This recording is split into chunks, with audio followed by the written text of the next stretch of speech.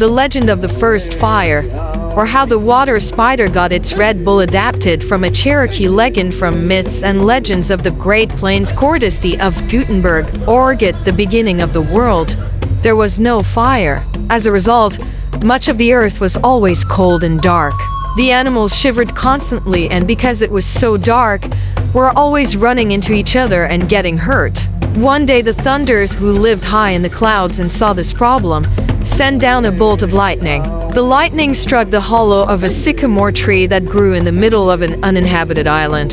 This created a spark that developed into a flame, and the flame became a roaring fire. The animals from the mainland, who had never seen anything like it, were curious. As the word spread, the animals decided to meet in a small clearing to decide what they would do. Deer, raccoons, squirrels, rabbits, snakes, owls, and other woodland creatures all jabbered away, each giving their 2 cents. From where they assembled, they could see the smoke and smell the burning wood.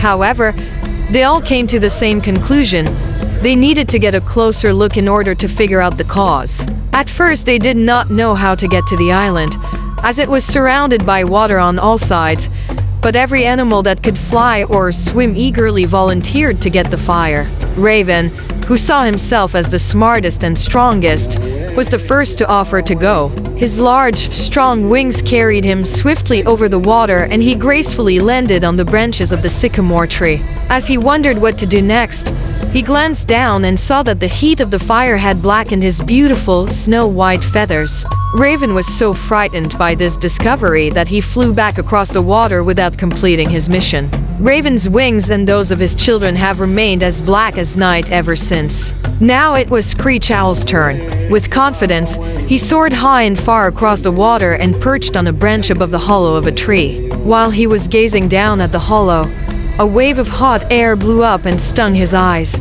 making it difficult for him to see. So desperate was he not to lose his eyesight, Screech Owl flew back to the others without any fire. To this day, Screech Owl's eyes, and those of his children, are still red from the heat. Next, Hooting Owl and Horned Owl flew together across the water to bring back fire.